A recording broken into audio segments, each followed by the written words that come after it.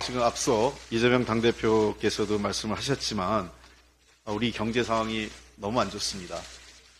그러나 민주당의 추경 요구에 대해서 대응하는 윤석열 정부 경제당국의 상황인식이 매우 안이한 것 같습니다. 제가 추경 요구를 했는데 최상목 경제부총리가 반대의 뜻을 내놨고 이창용 한국은행 총재 역시 애둘러서 반대 입장을 내비쳤습니다. 현재 우리 경제의 현실과 우리 국민이 겪고 있는 민생의 고통을 주요 경제당국 인사들이 전혀 이해하지 못하거나 대책을 내놓지 못하고 있는 것을 반증하고 있는 것 아닌가 생각됩니다. 우리나라 지금 분기별 국내 총생산 성장률은 2022년 4분기 0.3% 감소한 이후 4분기 연속 0%대 상승세를 기록하고 있습니다. 그로 인해 지난해 연간 경제 성장률이 1.4%로 1% 성장에 그쳤고 이것은 IMF 이후 일본보다 처음으로 뒤처진 수치입니다. 이거 심각한 흉작을 겪은 1956년에 0.6%를 기록했고요.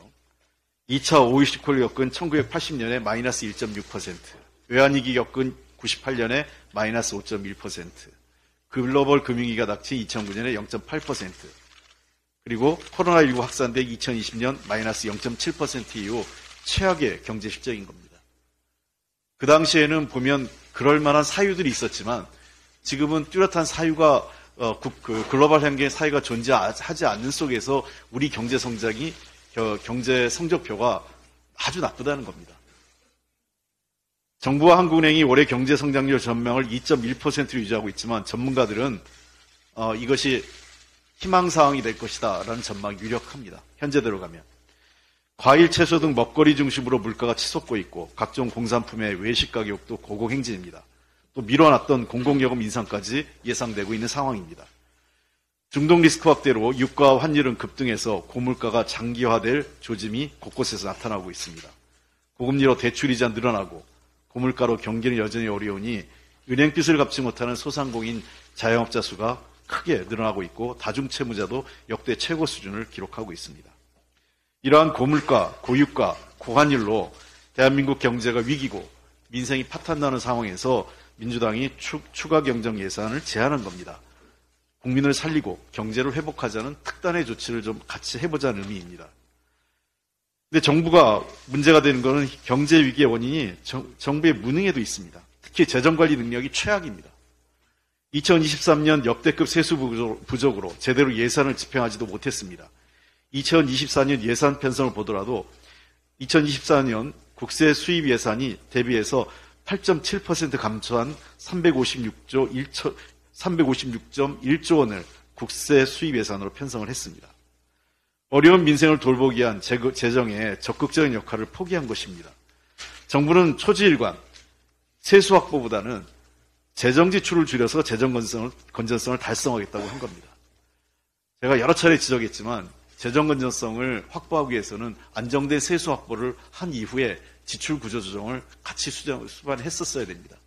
그러나 감세에 기반한 세수 기반을 약화시킴으로 인해서 도리어 지금 재정 상황은 더 나빠지고 있는 겁니다.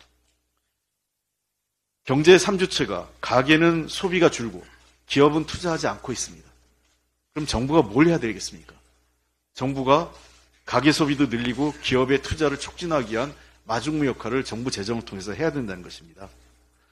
경제 실패 책임이 있는 부총리가 민주당의 추경 제안을 반대한 것은 염치도 없고 명분도 없는 무책임한 행태입니다. 지금은 민생 추경으로 국민의 고통을 덜어주기 위해 확장적 재정, 적극적인 재정 정책을 추진해야 됩니다.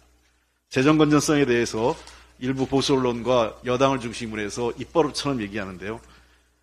재정 적자의 절대 금액을 줄이는 나라는 없습니다. 그러나 재정 건전성이 개선되느냐 나빠지느냐는 소위 분모라고 할 수 있는 GDP, 경제 성장률이 좋아지면서 재정 건전성이 개선되는 겁니다. 지금 정부는 재정 지출을 줄이면서 축소지향적 재정을 운영하고 그로 인해서 경기도 나빠지고 있는 겁니다. 즉 재정 건전성은 악화되고 경기는 침체되는 그 악순환의 굴레에 빠져들어가고 있습니다. 정부 경제 정책의 근본적인 기조 전환을 다시 한번 촉구합니다.